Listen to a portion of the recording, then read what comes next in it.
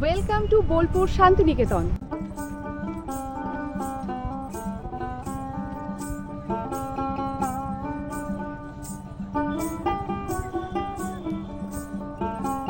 শান্তিনিকেতন মানে কবিগুরুর পীঠস্থান, সোনাঝুরির হাট, কোপাই নদী। শান্তিনিকেতন মানে 51 সতীপীঠের শেষ সতীপীঠ। শান্তিনিকেতন মানে ছোটবেলার সহজ পাঠের স্মৃতিচারণ। আর সবশেষে শান্তিনিকেতন মানেই জমিয়ে বাঙালি ভুরিভোজ। আর এই সব কিছু নিয়ে এক রাত্রি দুদিনের শান্তিনিকেতন ভ্রমণের খুঁটিনাটি থাকছে আজকের এই ব্লগে। তাহলে পুরো ভিডিওটা দেখতে থাকো আর আমাদের সঙ্গে থাকো।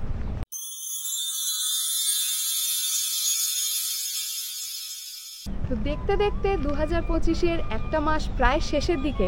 আজ 20শে জানুয়ারি আমরা চলে এসেছি আমাদের প্রথমবারের মতো বোলপুর শান্তিনিকেতন ভ্রমণে। বীরভূম জেলার বোলপুর শহরের ছোট্ট একটা পাড়া শান্তিনিকেতন, কিন্তু এই শান্তিনিকেতন গড়ে ওঠার আগে এই জায়গার নাম ছিল ভুবনডাঙ্গা। 1863 সালে মহর্ষি দেবেন্দ্রনাথ ঠাকুর এখানে নিজের আশ্রম গড়ে তোলেন এবং জায়গাটির নাম দেন শান্তিনিকেতন।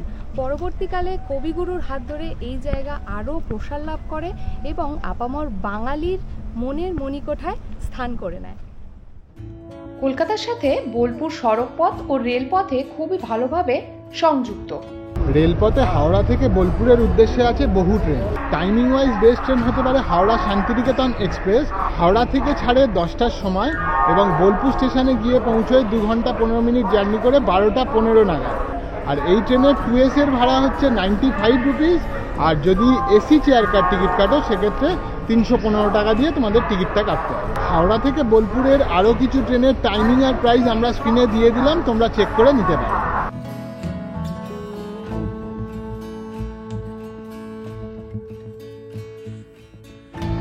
এছাড়াও শিয়ালদা থেকে ছাড়ে রামপুরহাট এক্সপ্রেস, যেটা শিয়ালদা থেকে ছাড়ে 7টা 20-তে এবং বোলপুর স্টেশনে গিয়ে পৌঁছয় 10টা 18।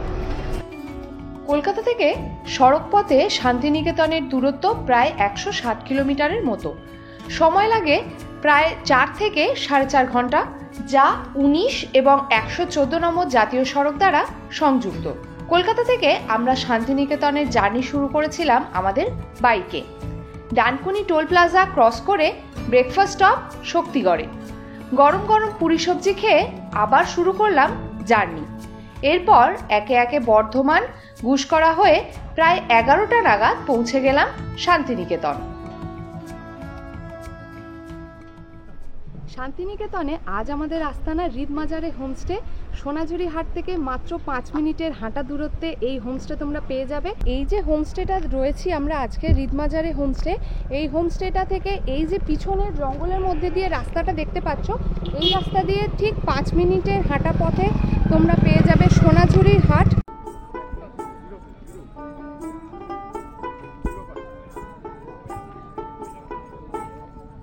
তো সিঁড়ি দিয়ে উঠেই এই জায়গাটা দেখতে পাচ্ছ, একটা বসার জায়গা রয়েছে এখানে, আর এটা হচ্ছে রিসেপশন এরিয়া। আর এখান থেকে এই দিকটায় কিন্তু পুরো রুমগুলো, এই জায়গাটাতেও তোমরা ওয়েটিং লাউঞ্জ মতো করা আছে, খুব সুন্দর একদম। চারিদিকটা দেখো নিট অ্যান্ড ক্লিন। এটা হচ্ছে ডাইনিং এরিয়া, এখানে খুব সুন্দর আলো টালো দিয়ে সাজানো রয়েছে। এই দিকে রুমগুলো রয়েছে। এই রুমটা আমাদের 102 নম্বর রুম। আমাদের রুমটা দেখি, এটা হচ্ছে 102 নম্বর রুম। এটা একটু ছোট 2 বেডেড রুম। এখানে ঢুকেই পেয়ে যাবে, এখানে রয়েছে মিরর, এখানে রয়েছে একটা ওয়ার্ড্রোব, আর এটা হচ্ছে বাথরুমটা। আমি দেখাচ্ছি বাথরুমটা। এই হচ্ছে পুরো রুমটা, খুব সুন্দর করে পেন্টিং রয়েছে। এখানে গরমকালে যদি আসো পেয়ে যাবে এসি। আর এই হচ্ছে ডাবল বেড, কিন্তু এটাও।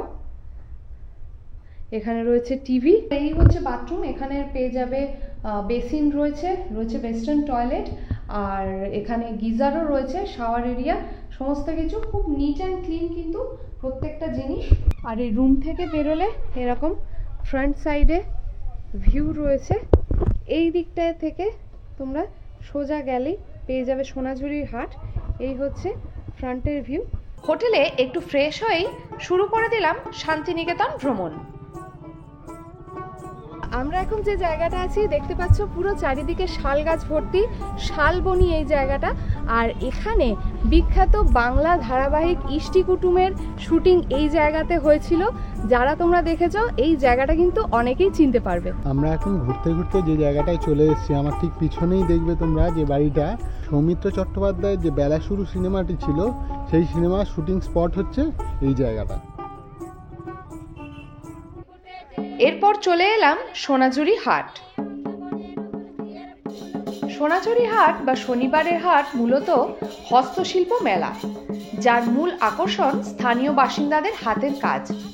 এই হাটে হাতে বানানো গয়না, চামড়ার ব্যাগ, বিভিন্ন ঘর সাজানোর জিনিস, শাড়ি আর অনেক সুন্দর সুন্দর জিনিস পাওয়া যায়। তো এই বড় ব্যাগগুলো 220, এগুলো একদম ওয়াশেবল, খুব সুন্দর দেখতে, প্রচুর জিনিস রয়েছে, বিশাল বড়। তো দাদার কাছে এরকম ফাইলও রয়েছে, এটা কিন্তু খুব সুন্দর দেখতে, একদম রবীন্দ্রনাথ ঠাকুরের মুখ দেওয়া রয়েছে, খুব সুন্দর লাগছে এই জিনিসটা, দারুণ সুন্দর, দারুণ সুন্দর। এই একতারাগুলো 80 টাকা করে দাম। এইগুলো দেখতে পারো একদম হ্যান্ডমেড, খুব সুন্দর লাগছে, এগুলো 120 করে। এটা গাছি তসর, এটা কত দাম? 1250 টাকা। খুব সুন্দর, কালারটা একদম লাইট ইয়েলোর ওপরে রয়েছে, দারুণ সুন্দর লাগছে।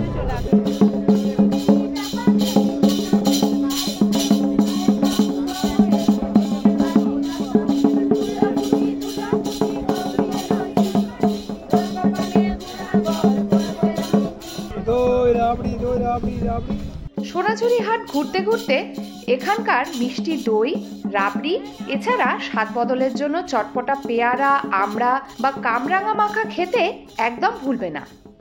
সোনাঝুরি হাট ঘুরে আমরা চলে এসেছি লাঞ্চ করতে, আর এখন জাস্ট দাঁড়িয়ে আছি শকুন্তলা রিসর্ট অ্যান্ড রেস্টুরেন্টের সামনে। তো এখানে আজকে আমরা লাঞ্চ করব, চলো দেখি লাঞ্চ কেমন লাগে আমাদের, চলে এসো।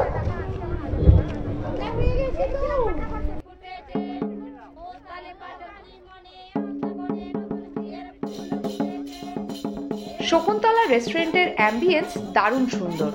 হাটের একেবারে পাশে হওয়ায় লাঞ্চ সারতে সারতেই দেখতে পাবেন সোনাঝুরি হাট।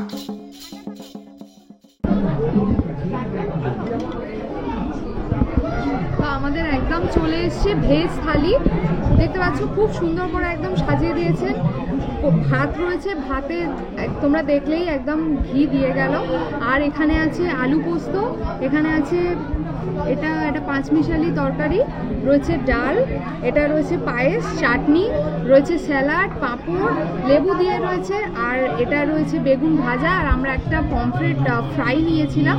তো এই হচ্ছে পুরো থালি। এবার খেয়ে দেখো, আর অবশ্যই তোমাদের জানাবো যে কেমন লাগলো আমাদের শকুন্তলাতে লাঞ্চ করে প্রথম দিন। চলো, শকুন্তলাতে প্রথম দিনের লাঞ্চ ছিল দারুণ, আর আমাদের লাঞ্চের টোটাল বিল হয়েছিল 536 টাকা।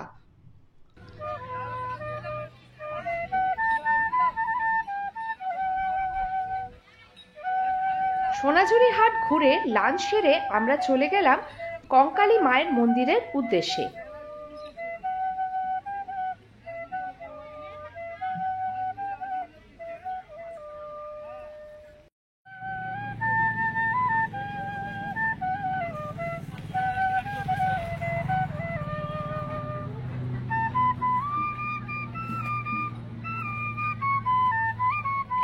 তো এই বিকেলবেলা মন্দিরে আসার আরেকটা কারণ হলো এখানে কিন্তু কোপাইয়ের ঘাটে সন্ধ্যা আরতি হয়, তো সেটাও আমরা দেখব। চলো আগে মন্দিরটা একটু ঘুরে দেখি, তারপরে সন্ধ্যা আরতি 6:30 থেকে হয়, তো সেটা যখন হবে তোমাদের অবশ্যই দেখাবো। চলো। তো 51 সতীপীঠের শেষ সতীপীঠ হিসেবে কিন্তু পরিচিত এই কঙ্কালীতলা। আর এই জায়গাটায় এলে তোমরা পৌষ সংক্রান্তি, চৈত্র সংক্রান্তি আর কৌশিকী অমাবস্যায় এখানে বিশাল বড় করে পুজো হয়, তখন কিন্তু প্রচুর জনসমাগম হয় এবং এখানে মেলাও বসে। সতীর নিথর দেহ নিয়ে যখন মহাদেব তাণ্ডব নৃত্য করছিলেন, তখন ভগবান বিষ্ণু তার সুদর্শন চক্র দিয়ে সতীর দেহ ছিন্ন বিচ্ছিন্ন করে দেন এবং বিভিন্ন দেহের অংশ বিভিন্ন জায়গায় পড়ে। কথিত আছে এখানে দেবীর কাকাল বা কোমরের অংশ পড়েছিল, সেখান থেকেই এই জায়গার নাম কঙ্কালীতলা। আর এই যে পিছনে কুণ্ডটা দেখতে পাচ্ছ, এরই ঈশান কোণে রয়েছে দেবীর কাকাল বা কোমর, তখন থেকেই এই জায়গার নাম কঙ্কালীতলা। তো মন্দির চত্বর থেকে আমরা চলে এসেছি এখন একদম কোপাই নদীর ঘাটে। আর পিছনেই দেখতে পাচ্ছ পুরো আলোয় সেজে উঠেছে জায়গাটা। এখানেই হবে সন্ধ্যা আরতি। সন্ধ্যা আরতির সময় হচ্ছে শীতকালে 6টা থেকে, আর গরমকালে আরতি শুরু হয় 6:30 থেকে। খুব সুন্দর লাগছে জায়গাটা, একদম আলো সেজে আছে। আস্তে আস্তে অনেকেই আসছে, তো আমরাও কিছুক্ষণ অপেক্ষা করি আর দেখবো সন্ধ্যা আরতি।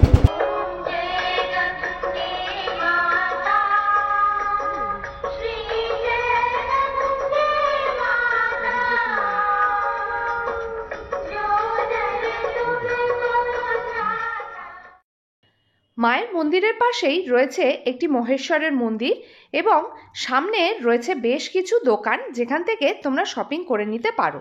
হোটেলে ফিরে ডিনার সেরে শেষ করলাম আজকের দিনটা।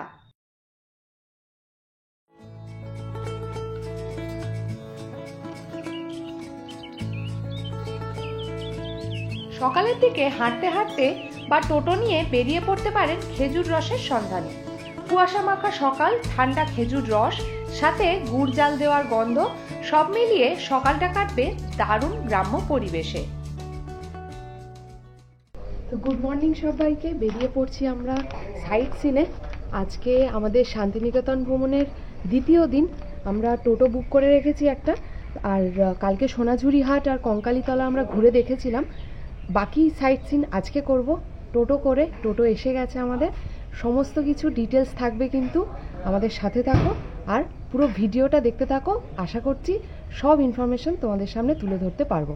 চলো তাহলে আজকে সাইট সিন শুরু করা যাক। টোটো করে আমাদের জার্নি তো শুরু হয়ে গেছে। ফার্স্ট যাচ্ছি আমরা ইউনিভার্সিটি ক্যাম্পাসে। এখন রওনা দিয়ে দিয়েছি অলরেডি। আমরা শান্তিনিকেতন ইউনিভার্সিটি ক্যাম্পাসে ঢুকে পড়লাম। বিশ্ববিদ্যালয় এগুলা ইউনিভার্সিটি ক্যাম্পাসে সব ক্লাসরুম। আমরা এগুলা তো সমস্ত ক্লাস হতো। এই যে বাড়িটা দেখতে পাচ্ছেন, দেখুন মাটির বাড়িটা, দেখুন যেমন খড়ের ছোঁয়ানি, মিডিলে একটা তাল গাছ দেখেছেন। এই তাল গাছটা ধরে কবিগুরু রবীন্দ্রনাথ ঠাকুর একটা কবিতা লিখেছেন, এক পায়ে দাঁড়িয়ে সব গাছ ছাড়িয়ে উঁকি মেরে আকাশে। যে কবিতাটা লিখেছিলেন কবিগুরু রবীন্দ্রনাথ ঠাকুর, উনি এইখানে বসে লিখেছিলেন। পিছনেই দেখতে পাচ্ছ এই সেই বিখ্যাত বট গাছ, 3 পাহাড়ি বা 3 পাহাড়। এর সাথে কিন্তু আমরা সবাই খুব ভালোভাবে পরিচিত, কারণ সহজ পাঠের প্রথম পৃষ্ঠায় যে বট গাছের ছবি, এই হচ্ছে সেই বট গাছ। এই বট গাছ মহর্ষি দেবেন্দ্রনাথ ঠাকুর কোপাই নদীর ধার থেকে এনে এখানে লাগিয়েছিলেন। এই বট গাছের গোড়ায় যে 3টে বেদি করা আছে, সেই কারণে এই জায়গাটার নাম 3 পাহাড় বলা হয়।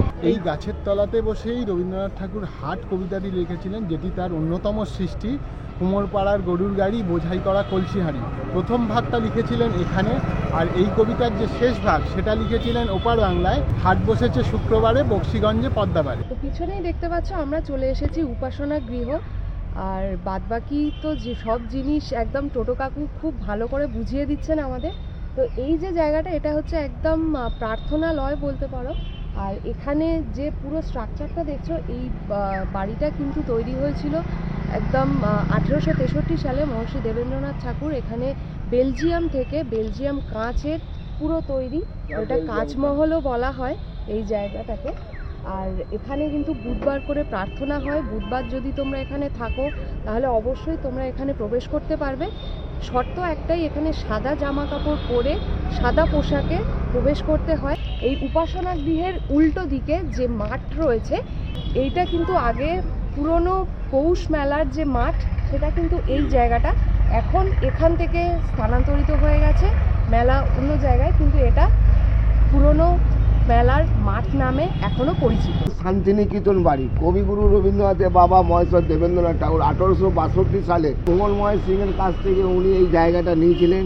1 টাকায় বিনিময়ে 20 বিঘা সম্পত্তি হাইকোর্টে রেজিস্ট্রি করেছিলেন। তখন এই বাড়িটার নাম রাখেন, এই জায়গাটার নাম, এই বাড়িটার নাম রাখেন শান্তিনিকেতন।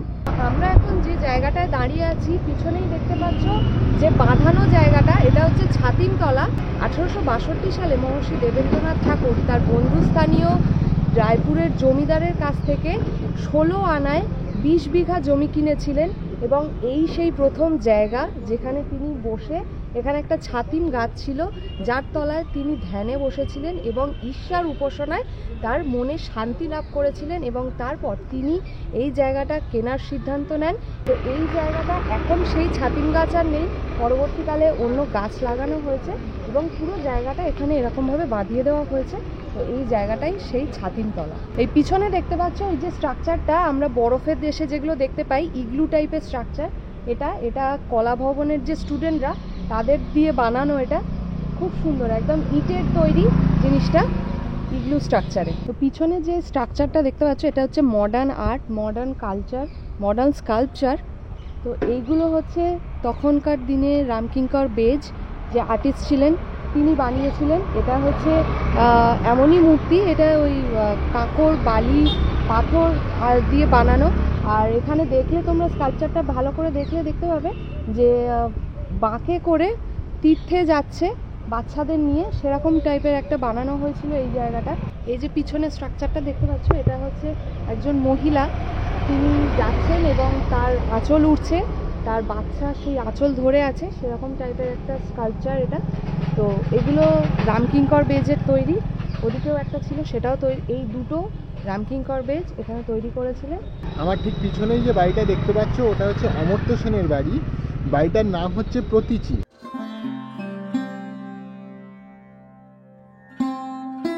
ইউনিভার্সিটি ক্যাম্পাস থেকে আমরা চলে এসেছি সুরুল রাজবাড়ি। 10 টাকা করে এন্ট্রি টিকিট দিয়ে এবার যাবো রাজবাড়িতে।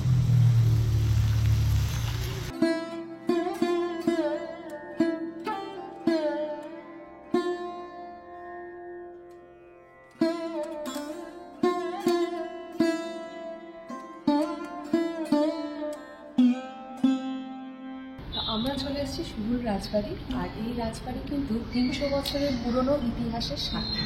কলকাতার বনেদি বাড়িগুলোর মতোই ঐতিহ্যশালী বোলপুরের এই 12 বাড়ির সরকার পরিবার বা সুরুল রাজবাড়ি। আর এখানে পিছনেই এই যে দালান আছে, এটা হচ্ছে দুর্গা দালান। এখানে দুর্গাপুজো কিন্তু 300 বছরের পুরনো, আর এখানে দুর্গাপুজোর সময় পুরো রাজবাড়ি সেজে ওঠে শুধু বেলজিয়াম থেকে আনা বেলজিয়াম গ্লাসের তৈরি ঝাড়বাতির আলোতে। আর এখনও কিন্তু এই দুর্গাপুজো একদম কলকাতার বনেদি বাড়িগুলোর মতোই ঐতিহ্যশালী। এছাড়াও দুর্গা প্রতিমাকে পরানো হয় 300 বছরের পুরনো অস্ত্র। কথায় শোনা যায় রবি ঠাকুরের সাথে সাথে এখানে বিশিষ্ট গুণী মানুষজন এখানে এসেছিলেন এই দুর্গাপুজো দেখতে, এবং তার মধ্যে উল্লেখযোগ্য মহাত্মা গান্ধী এসেছিলেন রবি ঠাকুরের সাথে। এই রাজবাড়িতে প্রচুর বাংলা সিনেমারও শুটিং হয়েছে, যার মধ্যে উল্লেখযোগ্য বাংলার দেবদাস এবং গয়নার বাক্স। এখানে কিন্তু এরকম পরিবর্গার যে সিলিং হয়, পুরোনো দিনের যে বাড়িগুলো আমরা দেখতে পাই সেরকমই দেখতে পাবে, এখনও রয়েছে এই জিনিসগুলো। এবং এই যে দুর্গা মন্দির, যে দুর্গা প্রতিমা, এই পুজোর উদ্দেশ্যে সপ্তমী থেকে নবমী এখনও এখানে মায়ের উদ্দেশ্যে বলি দেওয়া হয় এই 3 দিন। আর এখানে তখন পুরো গ্রামবাসী বা এখানকার বাইরে থেকেও প্রচুর লোকের সমাগম ঘটে এখানে, এবং খুব বড় করে জাঁকজমক করে এখনও কিন্তু দুর্গাপুজো অনুষ্ঠিত হয় এখানে।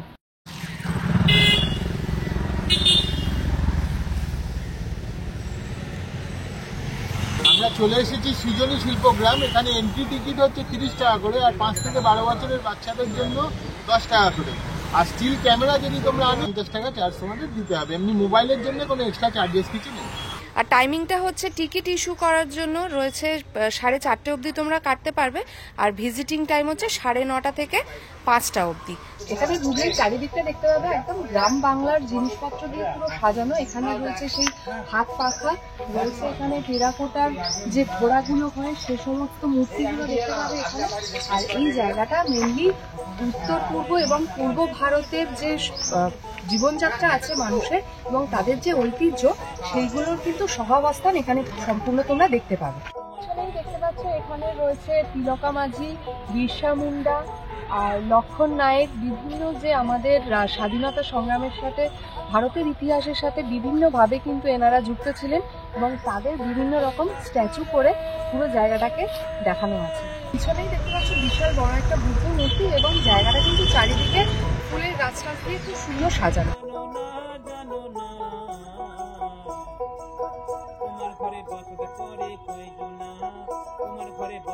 এই যে জায়গাটা এই জায়গাটা কিন্তু উড়িষ্যা রাজ্যকে রিপ্রেজেন্ট করছে। পিছনে যে ছবিগুলো আঁকা আছে, আমরা যখন উড়িষ্যাতে বেড়াতে যাই বিভিন্ন যে গ্রামের দিকে দেখতে পাবে যে বাড়িগুলো, তাদের কিন্তু বাড়িতে এই বাড়ির দেওয়ালে এই সমস্ত জিনিসগুলোর যে দেবদেবীর ফটো এরকমভাবে আঁকা থাকে। আর ওই দিকে দেখতে পাবে আমরা যে শাড়ি পরি বা মধুবনী যে প্রিন্ট হয় সেইটা কিন্তু এই দিকে পুরো করা আছে।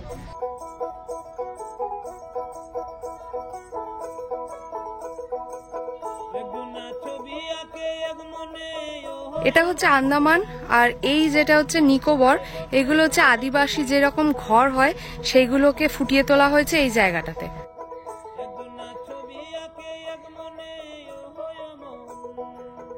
সৃজনী শিল্পগ্রামের মধ্যেও কিন্তু এরকম যে শান্তিনিকেতনের যে জিনিসগুলো আছে, যেরকম হাতের কাজের ওনাদের যে গয়না, শাড়ি, যে সমস্ত জিনিসগুলো, সেখানেও কিন্তু এরকম দোকান প্রসার রয়েছে। তোমরা এখান থেকেও চাইলে কিনতে পারো।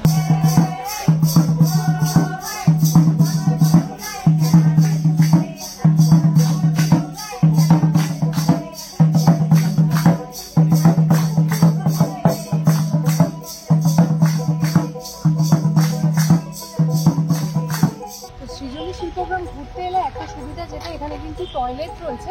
তোমাদের যদি কোনো প্রয়োজন পড়ে তোমরা টয়লেট ইউজ করতে পারো। আমরা মিউজিয়াম যাওয়ার জন্য টিকিট কেটে নিয়েছি। এখানে টিকিট হচ্ছে ভিজিটার্সদের জন্য 100 টাকা, আর স্টুডেন্টসদের জন্য এখানে 10 টাকা করে টিকিট। তো মিউজিয়ামটা ওইদিকে, মিউজিয়ামে তো ভিডিওগ্রাফি অ্যালাউ নয়, কিন্তু এই যে গার্ডেন এরিয়াটা, ওপেন এরিয়াতে কিন্তু ভিডিওগ্রাফি অ্যালাউ আছে। পুরো জায়গাটা কিন্তু একদম গাছপালায় ভর্তি, দারুণ সুন্দর লাগছে, একদম একটা শান্তির পরিবেশ যাকে বলে।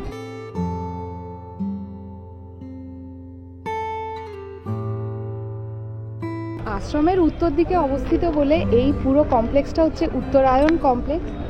আর এই যে পুরো জায়গাটা দেখতে পাচ্ছ, এখানে কিন্তু রবীন্দ্রনাথ ঠাকুরের যে 5টা বাড়ি আছে, উদয়ন, কোণার্ক, শ্যামলী, পুনশ্চ এবং উদীচী, এই 5টা বাড়ির সমন্বয়ে কিন্তু এই পুরো জায়গাটা তৈরি। আমার ঠিক পিছনে এই যে গাড়িটা তোমরা দেখতে পাচ্ছ, রবীন্দ্রনাথ ঠাকুরের ব্যবহৃত এই সেই গাড়ি, WBA 8689।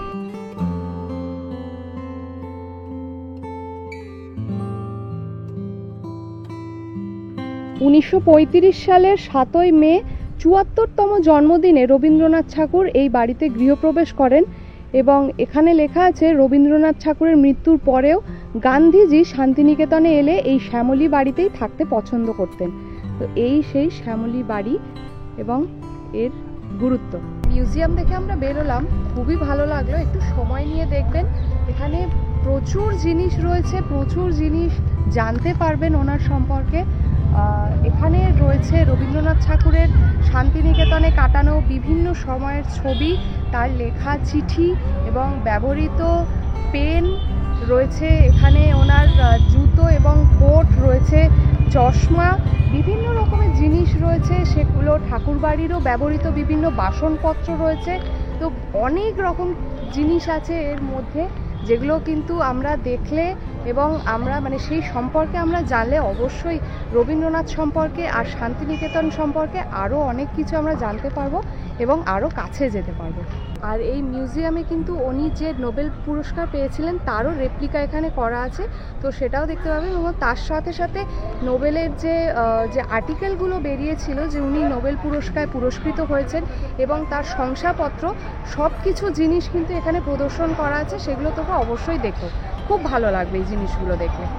এছাড়াও তোমরা যদি বোলপুর ট্রেনে করে আসো, তাহলে বোলপুর স্টেশনের উল্টো দিকেই রয়েছে গীতাঞ্জলি রেল মিউজিয়াম। 1830 বর্গমিটার এলাকা নিয়ে একটি দোতলা মিউজিয়াম, যেখানে রয়েছে সেই রেলওয়ে সেলুন কার যার মাধ্যমে অসুস্থ কবিগুরু বোলপুর থেকে কলকাতা যাওয়ার শেষ যাত্রা করেছিলেন। রেলওয়ের তরফ থেকে কবিগুরুর প্রতি শ্রদ্ধার্ঘ্যের চিহ্ন এই সেলুন কারটি। আমি এখন চলে এসেছি ডিয়ার পার্ক বা বল্লভপুর ওয়াইল্ড লাইফ স্যাংচুয়ারি। তো এখানে টিকিট মূল্য 100 টাকা। চলো গিয়ে দেখি কি দেখা যায়।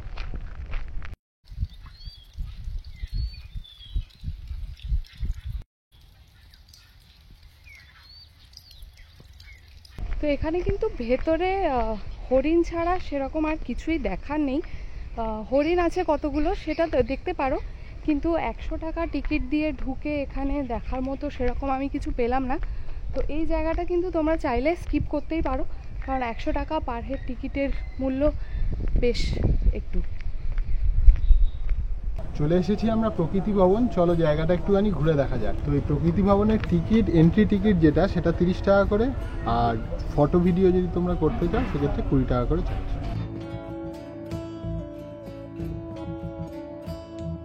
প্রকৃতি ভবনে ঢুকলেই প্রথমেই এই গ্রাউন্ডে তোমরা পেয়ে যাবে এরকম পাথরের বিভিন্ন রকম করা আছে, যেগুলোতে বিভিন্ন রকম নাম দেওয়া আছে। যেরকম পিছনে এটা আছে ক্যাটারপিলার, মানে সেই রকম শেপের ভাবনা চিন্তায় এই পাথরগুলো এখানে প্রদর্শন করে রাখা আছে।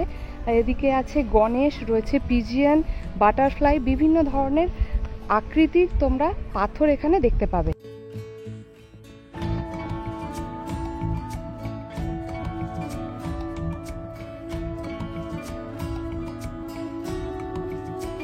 তো এখানে যা কিছুই তোমরা দেখছো এগুলো কিন্তু সবই কাঠের, যেগুলো সংগ্রহ করে রাখা আছে। এই গ্যালারির দোতলায় চলে এসেছি আমরা এখন। আর এগুলো যেগুলো দেখতে পাচ্ছ তোমরা, এই কালেকশনগুলো কিন্তু ব্রোঞ্জের সবগুলোই। এটা যেরকম লেখা আছে, যুদ্ধে বোমায় আতঙ্কিত মানুষ, এরকম বিভিন্ন জিনিস তোমরা পেয়ে যাবে এখানে। শরণার্থী মা,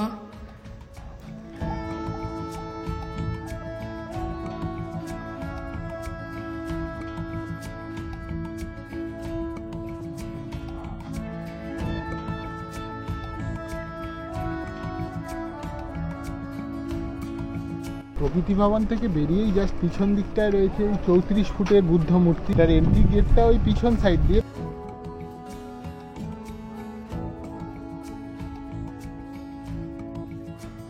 তো এই কাকুর সাথেই আমরা আজকে সারাটা দিন ঘুরলাম। কাকুর মানে আমাদের সারাটা দিন খুব ভালো ঘুরিয়েছেন, মানে গাইড হিসেবেও কাজ করেছেন উনি।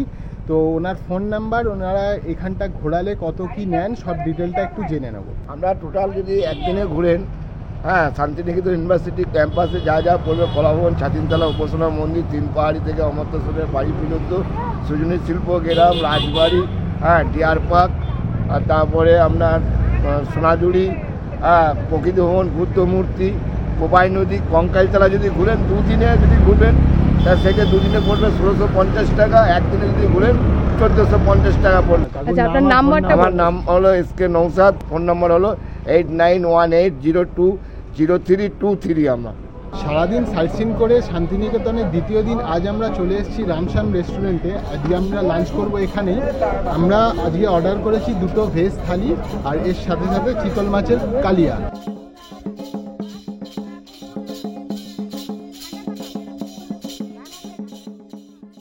চলে এসছে আমাদের লাঞ্চে ভেজ থালি, একদম থালা ভর্তি করে কাঁসার থালা বাটিতে সাজিয়ে দিয়েছেন ওনারা। এখানে আছে ভাত, রয়েছে ঘি, এখানে শুক্তো আছে, ডাল আছে, পাঁচমিশালি একটা তরকারি আছে, তার সাথে আছে বেগুনি, পাঁপড় ভাজা, শাক ভাজা, রয়েছে স্যালাড, এদিকে চাটনি রয়েছে। আর চলো আমরা চিতল মাছের কালিয়াও অর্ডার দিয়েছি, সেটা এলে পরে তোমাদের দেখাচ্ছি।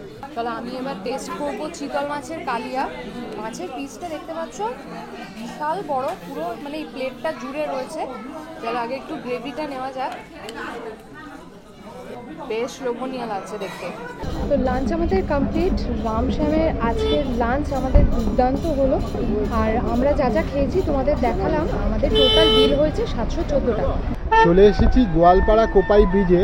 এই সেই ছোট নদী যেটা দেখে কবি লিখেছিলেন, আমাদের ছোট নদী চলে আঁকে বাঁকে, বৈশাখ মাসে যার হাঁটু জল থাকে।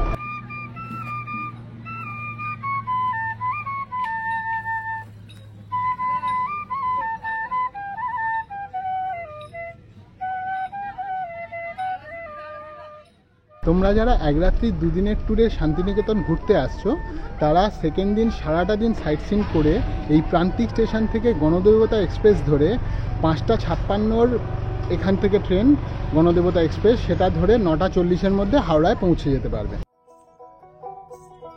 আর এইভাবেই আমরা শেষ করলাম আমাদের 1 রাত 2 দিনের শান্তিনিকেতন ভ্রমণ। শান্তিনিকেতনের বাজেট হোটেল, সোনাঝুরি হাট ও লাঞ্চের সেরা ঠিকানার হদিশ, এই সব ভিডিও পেয়ে যাবেন আমাদের চ্যানেলে। দেখতে কিন্তু একদম ভুলবেন না।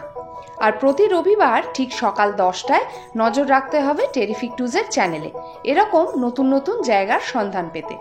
চ্যানেলটিকে লাইক ও সাবস্ক্রাইব করে আমাদের পাশে থাকুন। দেখা হচ্ছে নেক্সট ব্লগে। ততক্ষণের জন্য সবাইকে টাটা।